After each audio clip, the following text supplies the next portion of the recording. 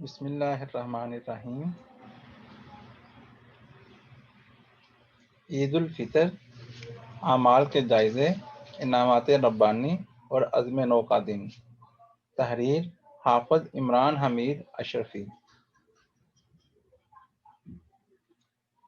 عید کے معنی عام طور پر مسرت اور خوشی کے ہیں۔ عید کو اس لیے عید کہتے ہیں کہ یہ لفظ عود سے بنا ہے جس کے معنی لوٹنا ہے۔ چونکہ یہ ہر سال لوٹ کر آتی ہے اور اپنے ساتھ خوشی کے لمحات لاتی ہے، اس لیے اسے عید کہتے ہیں۔ یکم شوال المکرم کو عید الفطر کہنے کی ایک وجہ یہ بھی ہے کہ افطار اور فطر ہم معنی ہیں۔ جس طرح ہر روزے کا افطار غروب آفتاب کے بعد کیا جاتا ہے، اسی طرح رمضان المبارک کے پورے مہینے کا افطار عید سعید کے روز ہوتا ہے، اس لیے یوم مبارک کو عید الفطر کہتے ہیں۔ صرف مسلمانوں ہی میں نہیں بلکہ ہر قوم اور مذہب میں ہمیں عید کا تصور ملتا ہے۔ قبل از اسلام سابق انبیاء کی امتیں بھی عید منایا کرتی تھیں۔ مثلاً حضرت آدم علیہ السلام کی توبہ کو جس دن اللہ تعالیٰ نے قبول فرمایا، بعد میں آنے والے اس دن عید منایا کرتے تھے۔ حضرت ابراہیم علیہ السلام کی امت اس دن عید مناتی تھی۔ اس دن حضرت ابراہیم علیہ السلام کو نمرود کی آگ سے نجات ملی تھی۔ حضرت موسیٰ علیہ السلام کی امت اس دن عید مناتی تھی جس دن انہیں فرعون کے ظلم و ستم سے نجات ملی تھی۔ حضرت یونس علیہ السلام کی امت اس دن عید مناتی تھی جس دن حضرت یونس علیہ السلام کو مچھلی کے پیٹ سے نجات ملی تھی۔ حضرت عیسیٰ علیہ السلام کی امت اس روز عید مناتی تھی جس دن آسمان سے مائدہ نازل ہوا تھا۔ غرض عید کا تصور ہر قوم، ملت و مذہب میں ہر دور میں موجود رہا ہے، لیکن عید سعید کا جتنا عمدہ اور پاکیزہ تصور دین اسلام میں ہے، ایسا کسی اور دین میں نہیں۔ عید کو عید کہنے کی ایک وجہ یہ بھی ہے کہ اس دن اللہ تعالیٰ نے روزے داروں کو اجرت دینے کا وعدہ فرمایا ہے۔ اس اعتبار سے عید وعد سے ماخوذ ہے۔ بطور دلیل حدیث مبارکہ درج ذیل ہے۔ حضرت عبداللہ بن عباس رضی اللہ تعالیٰ عنہ سے روایت ہے کہ آقائے نامدار سرور دو عالم حضرت محمد مصطفیٰ صلی اللہ علیہ وسلم نے ارشاد فرمایا کہ جب عید الفطر کی رات ہوتی ہے تو اس کا نام آسمانوں پر لیلۃ الجائزہ یعنی انعام کی رات لیا جاتا ہے، اور جب عید الفطر کی صبح ہوتی ہے تو اللہ تعالیٰ فرشتوں کو تمام شہروں میں بھیجتے ہیں۔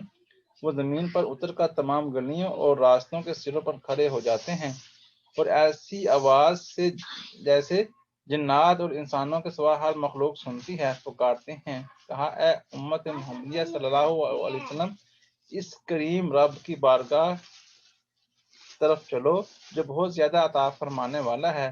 پھر جب لوگ عیدگاہ کی طرف نکلتے ہیں تو حق تعالیٰ جل شانہ فرشتوں سے دریافت کرتے ہیں کہ کیا بدلہ ہے اس مزدور کا جو اپنا کام پورا کر چکا ہو۔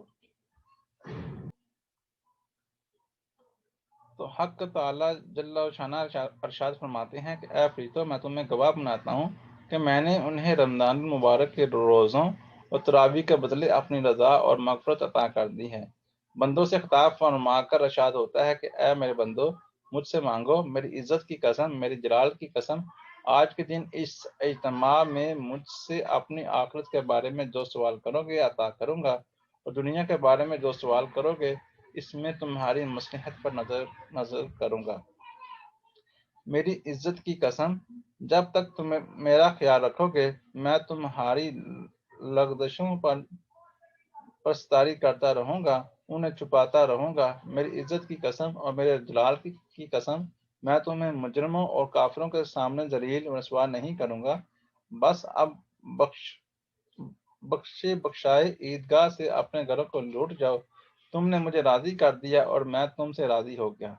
پس فرشتے اس اجر و ثواب کو دیکھ کر جو اس امت کو افطار عید الفطر کے دن ملتا ہے خوشیاں مناتے ہیں اور کھل اٹھتے ہیں۔ عید الفطر کے مسنون اعمال۔ عید کے دن مندرجہ ذیل اعمال مسنون ہیں۔ 1 شریعت کے مطابق اپنی آرائش کرنا، 2 غسل کرنا، 3 مسواک کرنا، 4 عمدہ سے عمدہ کپڑے جو پاس ہوں پہننا، 5 خوشبو لگانا، 6 صبح بہت سویرے اٹھنا، 7 عیدگاہ بہت جلدی جانا، 8 عیدگاہ جانے سے قبل کوئی میٹھی چیز، کھجور، چھپارے وغیرہ کھانا، 9 عیدگاہ جانے سے قبل ہی صدقہ فطر ادا کرنا۔ 10 عید کی نماز عیدگاہ میں جا کر پڑھنا۔ 11 ایک راستے سے عیدگاہ جانا اور دوسرے راستے سے واپس آنا۔ 12 عیدگاہ پیدل جانا۔ 13 عیدگاہ جاتے ہوئے راستے میں اللہ اکبر لا الہ الا اللہ واللہ اکبر وللہ الحمد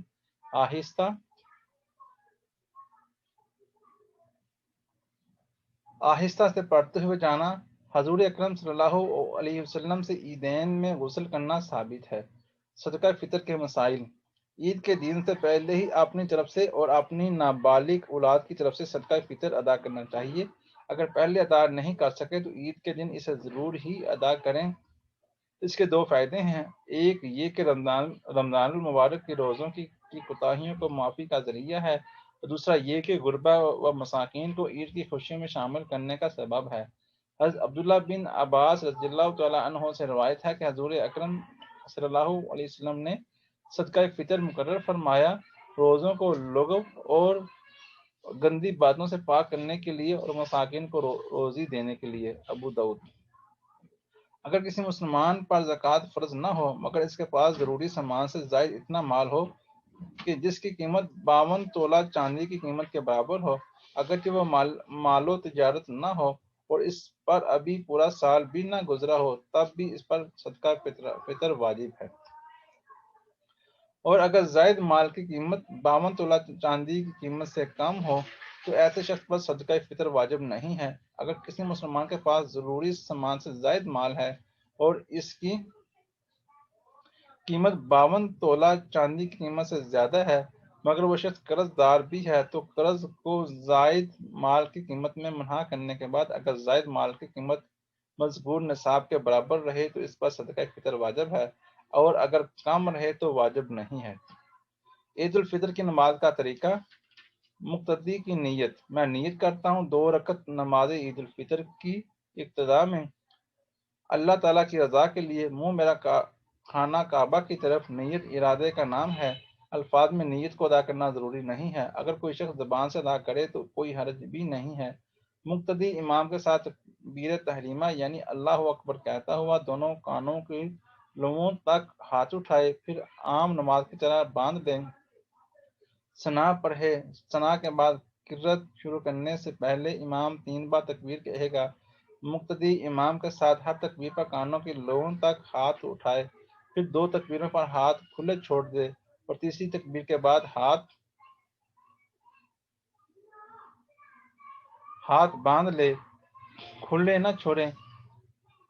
امام قرات کرے گا، مقتدی خاموش رہیں گے۔ قرات کے بعد امام کے ساتھ رکوع اور سجدہ کر کے پہلی رکعت مکمل کر لیں۔ دوسری رکعت میں قرات کے بعد رکوع میں جانے سے پہلے امام پھر 3 بار تکبیر کہے گا۔ مقتدی امام کے ساتھ ہر تکبیر پر کانوں کے لوؤں تک ہاتھ اٹھائیں پھر چھوڑ دیں۔ چوتھی تکبیر پر ہاتھ نہیں باندھیں بلکہ امام کے ساتھ رکوع میں چلے جائیں اور بقیہ نماز عام کی طرح مکمل کر لیں۔ نماز کے بعد امام صاحب خطبہ دیں گے، مقتدی کو خطبہ سننا چاہیے۔ شوال المکرم کے روزوں کی شرعی حیثیت و فضیلت۔ رمضان المبارک کے رخصت ہونے کے بعد عید الفطر کے دن روزہ رکھنا جائز نہیں ہے، کیونکہ اس روز رب العزت نے ہمیں کھانے پینے کا حکم فرمایا ہے، لہذا اب اس روز کھانا پینا ہی ثواب کا کام ہے۔ پھر عید الفطر کے بعد شوال المکرم کے 6 روزے رکھنا نفل ہیں، فرض یا واجب نہیں ہیں۔ نفل ہونے کا مطلب یہ ہے کہ اگر کوئی مسلمان اللہ تعالیٰ کی توفیق کے ساتھ یہ روزے رکھتا ہے تو اس کے لیے بڑا اجر و ثواب ہے، اور اگر نہیں رکھتا تو اس پر کوئی گناہ نہیں۔ شوال المکرم کے ان روزوں کی متعدد احادیث مبارکہ میں بڑی فضیلت بیان ہوئی ہے۔ بعض فقہائے کرام فرماتے ہیں کہ عید الفطر کے ان روزوں کو رمضان المبارک کے روزوں سے وہی نسبت ہے جو سنتوں کو فرض نماز سے ہے۔ سرکار دو عالم حضرت محمد مصطفیٰ صلی اللہ علیہ وسلم نے فرمایا کہ جس نے رمضان المبارک کے روزے رکھے اور اس کے بعد 6 روزے شوال کے رکھے تو اسے پورے سال کے روزے رکھنے کا ثواب ہوگا، اور اگر ہمیشہ ایسا ہی کیا کرے تو گویا اس نے ساری عمر روزے رکھے۔ مسلم شریف۔ ارشاد نبوی صلی اللہ علیہ وسلم ہے کہ اللہ رب العزت نے ایک نیکی کو 10 نیکیوں کے برابر کیا ہے، پس ایک مہینہ رمضان المبارک کو 10 ماہ کے برابر ہو اور بعد از عید الفطر 6 روزوں سے پورا سال ہو گیا۔ عوام الناس میں یہ غلط فہمی پائی جاتی ہے کہ شوال المکرم کے یہ روزے عید الفطر کے فوراً بعد رکھنے ضروری ہیں۔ یہ بات درست نہیں ہے، بلکہ عید الفطر کے گزر جانے کے کچھ دن بعد بھی اپنی سہولت کے پیش نظر اگلے ماہ یعنی ذی قعدہ کے شروع ہونے سے پہلے کوئی سے 6 دنوں میں رکھے جا سکتے ہیں۔ البتہ جب یہ روزے رکھنے شروع کیے جائیں تو لگاتار رکھنا بہتر ہے، مگر ضروری ہرگز نہیں ہے۔ اللہ تعالی ہم سب کو اخلاص کے ساتھ عمل کرنے کی توفیق عطا فرمائے، آمین۔ اللہ حافظ۔